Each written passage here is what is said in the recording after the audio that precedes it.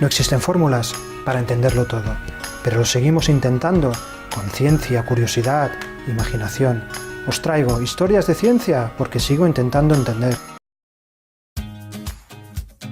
En ocasiones hay personas excepcionales, personas a las que les gustaría saberlo todo, y para ello se lanzan a viajes alucinantes. Por todo el mundo conocen a expertos, hablan con ellos, toman notas, intentan explorar el pasado para entender el presente y, lo que es más importante, proyectarse al futuro. Hoy es un gran placer para mí presentaros la historia de una de esas personas, Luis Quevedo, el hombre que lo quería saber todo. Espero que os guste. Bueno, Luis, ante todo, muchas gracias por estar aquí. Qué viaje, ¿no? Televisivo, científico, humanista, que te ha llevado a tantos rincones del mundo. Cuéntanos cómo empezó este viaje. Yo era el típico estudiante que tenía mucha curiosidad por muchas cosas. En el momento en que, y todos aquellos que se hayan educado en España con más o menos nuestra edad, saben que te hacían escoger a una edad muy temprana y muy tierna entre ciencias y letras, en la que no tienes ni idea y pues un poco te parte el corazón, ¿no? Y en ese momento yo decido hacer ciencias porque siempre pensé que las letras ya las podía intentar estudiar yo, pero si yo no estudiaba ciencias en la universidad, no sabía cómo realmente me podría formar como una persona educada o algo así, ¿no? Yo era el primero de mi familia en la universidad, pero como que tenía las ganas de tener una formación completa, humanista o como le llames. Sí. Entonces lo que hice fue formarme en ciencias, como tú dices, probé la pollata, probé lo que tendría que ser el doctorado y no me vi. Yo siempre digo que mi umbral a los resultados negativos estaba muy bajo para completar satisfactoriamente un PhD. Así que me fui a dar unas cuantas vueltas, pero acabé reencontrando un amor de juventud que era leer siempre, pero escribir con cierta seriedad. Y cuando me di cuenta que lo hacía muy mal, dije que volví a la universidad para estudiar. Estudié un máster de periodismo, de comunicación, también en Barcelona. Y cuando acabé, por la enésima carambola de la vida, no me dediqué ni a la ciencia ni a escribir, sino que me metí en televisión y me metí con Eduard Punset a hacer redes, ya ves.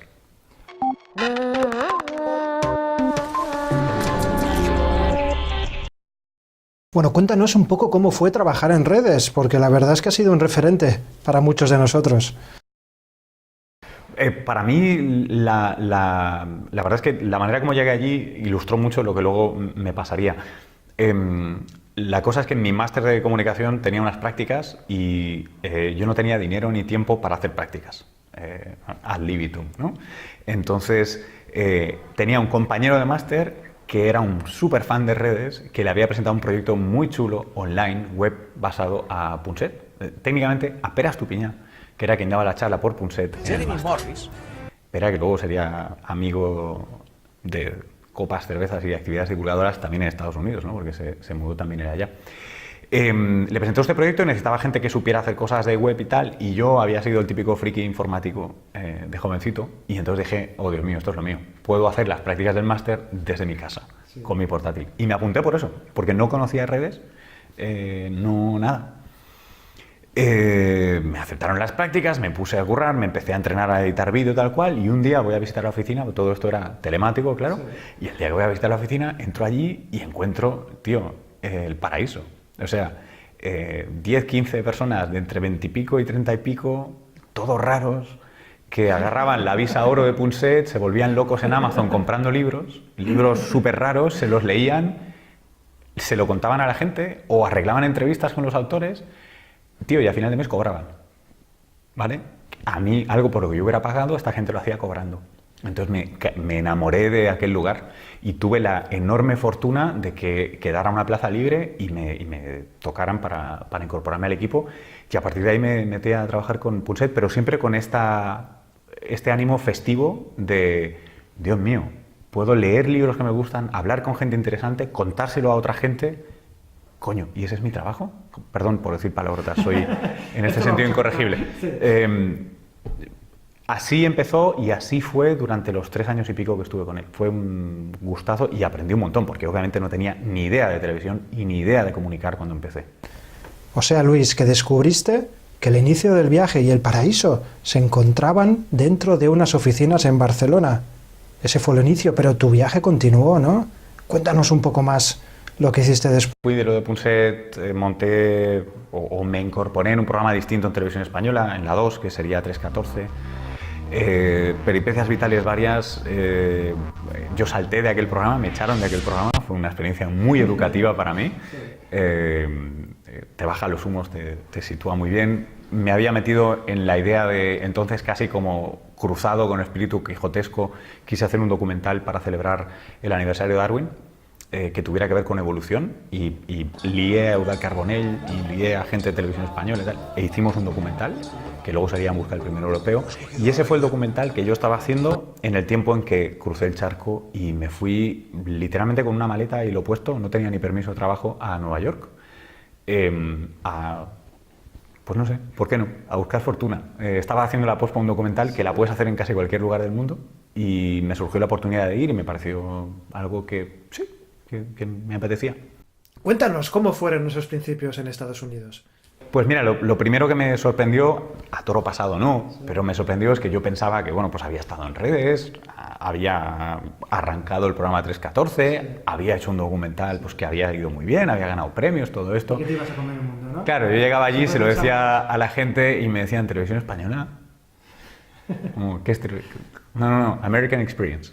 Como que experiencia de la que valga. ¿Nos puedes explicar? Sí, les entra por una oreja y les sale por la otra. Sí. Yo me puse a currar de técnico en televisión durante un tiempo, hasta que me salió una oportunidad que fue muy bonita, que fue que el programa decano de la radio en Estados Unidos, de la radio pública, de NPR, tenía un programa en aquel momento que se llamaba Science Friday, que llevaba 22 años en antena, con un tipo muy famoso allí, que sale en Big Bang Theory, en fin, ese tipo de personaje icónico. Y se abrió una plaza de productor, y yo la peleé, me estuve al límite de mentir y manipular para conseguir una entrevista allí. La conseguí. Oye, donde fueres, haz lo que vieres, Estados Unidos es muy duro. Estabas al límite. Sí, y porque entre otras cosas hablaba español, me ficharon porque estaban interesados en hacer cosas de lo que llaman outreach, ¿no? Sí. Para audiencias en español. Sí. Y entonces entré a ser productor de este programa, y mientras lancé un programa en español, que fue la primera vez que se hacía un programa de ciencia en español en la radio pública. Sí. Y aprendí todo, cometí todos los errores que se podían cometer, o casi. Sí. Así que fue una experiencia maravillosa para mí.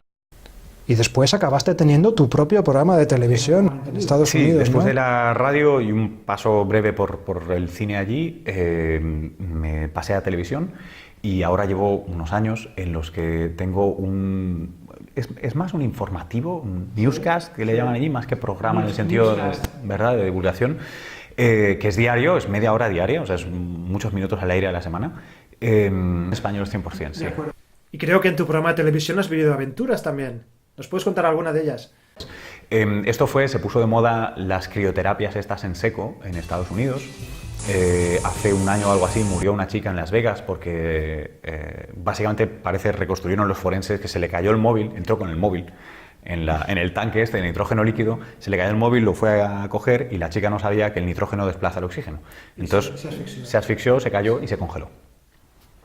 Murió. Y entonces yo investigué esto un poco, y resulta que estrellas de la NBA, actores, actrices de Hollywood estaban diciendo que esto era lo mejor que les había pasado en la vida. Y yo en general, cuando leo eso, digo, como decimos en inglés, bullshit.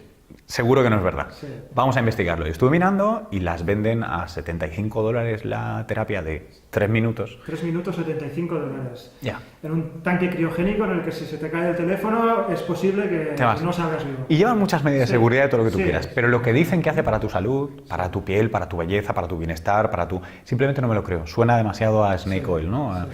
Entonces lo que hice fue hablar con una de estas, no sé cómo llamarlos, centros de terapia criogénica, le llamaban, y entonces ir yo y meterme yo. Entonces lo hago para televisión, entonces yo me meto en la batita, yo me meto allá. ¿Sin el teléfono? Sin el teléfono, absolutamente, pero lleno de cámaras. De hecho, congelé una GoPro, por idiota. Entonces hice estas típicas cosas, y luego me fui a NYU, al Colegio de Medicina de la Universidad de Nueva York, a hablar con alguien que sabía mucho de eso, que me dijo, mira, puntos sobre las IES. Los metaestudios que ha hecho la Cochrane Foundation, por ejemplo, dicen que y entonces yo hago eso en el programa. Hago lo mismo que esperarías de un programa de variedades en el que el host va a meterse a la terapia criogénica, Sí. que lo he visto en televisión. La diferencia que hacemos en mi programa es que luego me voy al de NYU y te pongo los puntos sobre las IES y te explico por qué todo eso que te acabo de contar no es verdad. Sí. Sé que tienes varios documentales que tratan del pasado. Sí, el primero fue un documental en el que conté una de las historias de nuestra evolución humana, desde antes que Homo sapiens hasta Homo sapiens, empezando por Lucy, de quien recientemente se especula si se cayó de la rama de un árbol o no.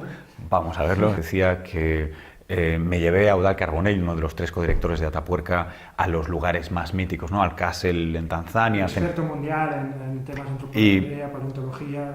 Lo que yo hice fue él siendo la figura del mentor clásica, yo siendo la figura del que no tiene ni idea clásica. Nos fuimos de viaje para aprender cosas, descubrir y hacer en la guisa del viaje iniciático, ¿no? Salir del pueblo y regresar al pueblo siendo la misma persona pero diferente, habiendo sido un adulto, habiendo conseguido una respuesta a tu pregunta y dándote cuenta de que tenías más preguntas que no están respondidas, ¿no? Por ahí quiero llegar. Entonces, ese es un poco el ensayo de aquel documental. El siguiente documental que he hecho y que se va a estrenar el día 30 de septiembre en la 2 de Televisión Española y luego estará en A la Carta, o sea que, en fin, con gusto. Trata de una pregunta un tanto distinta. La pregunta es ¿hacia dónde vamos? Es un docu.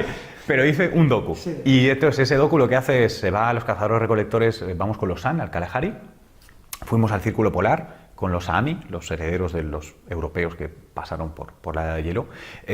Fuimos al México Maya, a ver aquel sistema mal llamado civilización maya, ¿no? Ellos nunca se consideraron así, pero bueno. Y básicamente es entender cómo el juego, la interrelación entre nuestra realidad biológica, nuestras dinámicas sociales, el clima y las variaciones del medio, nuestra agricultura más o menos agresiva, etcétera, se combinan para que, piénsalo, todas y cada una de las civilizaciones grandes o pequeñas de este mundo que han existido han perecido. Todas, esto es, salvo en la que estamos ahora. Normalmente nos han enseñado en los libros de historia que la gente sufre apocalipsis, ¿no? Hay motivos claros. Hay una cosa en psicología que es que los grandes eventos requieren grandes causas. Entonces, el colapso de Roma requiere una causa mayúscula. ¿Pero crees que va a haber un colapso? Déjame hacer un matiz lingüístico. Los colapsos son lentos, son casi geológicos en su naturaleza, y son absurdos desde la experiencia humana. Nadie nunca sabe que está en un colapso, porque un colapso por su naturaleza es una cosa extensa. Hasta que está ya. Hasta que lo ve pasado y lo hace un historiador y dice aquello que se llamó Imperio Romano, porque acordémonos que el Imperio Romano no acaba.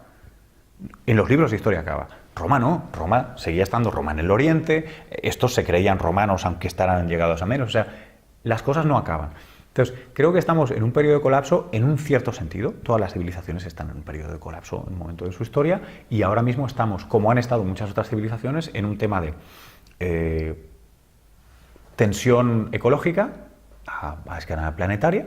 Para mí no es una condena de muerte, pero es una tensión ecológica evidente y sobre todo, y esto es un concepto antropológico que me encanta, que es que somos una civilización muy poco flexible. Si piensas un momento en una especie de cultura global que sobre todo se mueve por el capitalismo de libre mercado, o más o menos libre mercado, eso es un pensamiento único. Y un pensamiento único es siempre malo.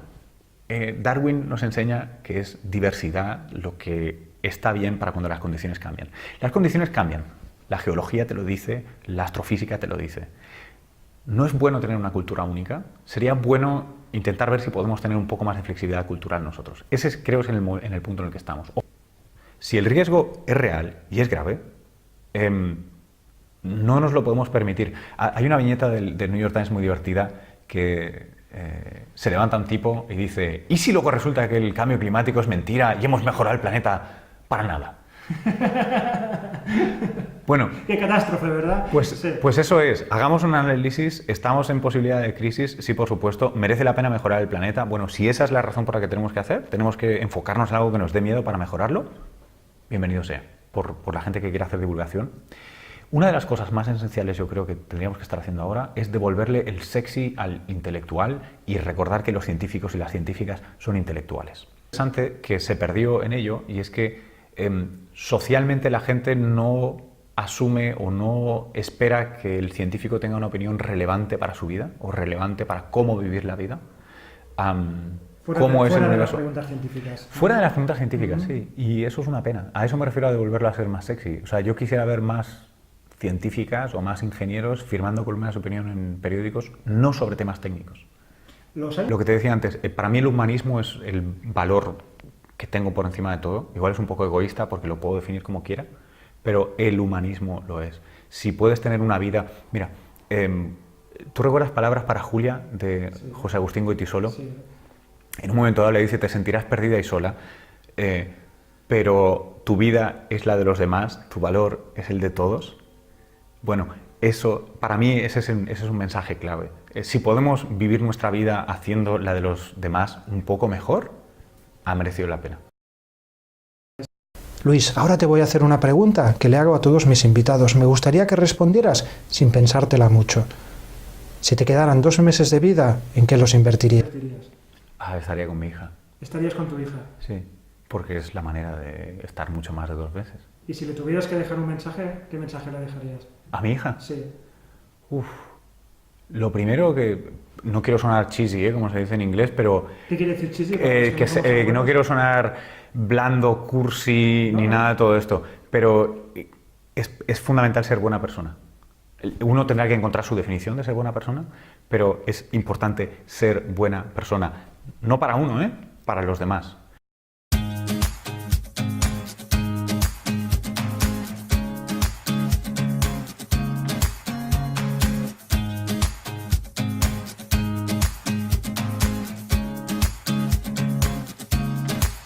Bueno, amigos y amigas, espero que hayáis disfrutado de esta charla con Luis Quevedo, tanto como yo. Muy pronto, el Científico sin Fórmulas volverá con nuevas historias de ciencia, como ya sabéis, para entender el mundo sin entender de fórmulas.